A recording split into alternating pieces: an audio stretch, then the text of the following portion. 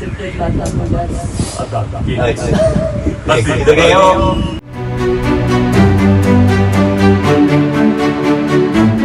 ಕೊಪ್ಪಳ ಜಿಲ್ಲೆಯಲ್ಲಿ ಕಳ್ಳಿಯರ ಕೈಚಳಕ.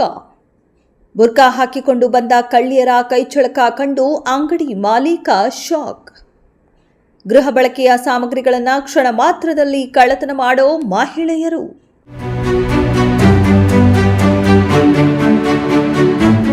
ಆಹಾರ ಸಾಮಗ್ರಿಗಳನ್ನು ಕಳ್ಳತನ ಮಾಡಿ ತಮ್ಮ ಬಟ್ಟೆಯೊಳಗೆ ಸೇರಿಸಿಕೊಳ್ಳೋ ಕಳ್ಳಿಯರು.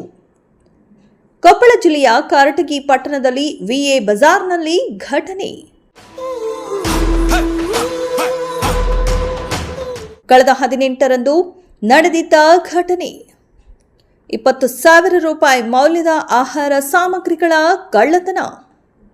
ಕಳ್ಳಿಯರ ಕೈಚಳಕ ಸಿಸಿಟಿವಿಯಲ್ಲಿ ಕಂಡು ಮಾಲೀಕರೇ ಶಾಕ್.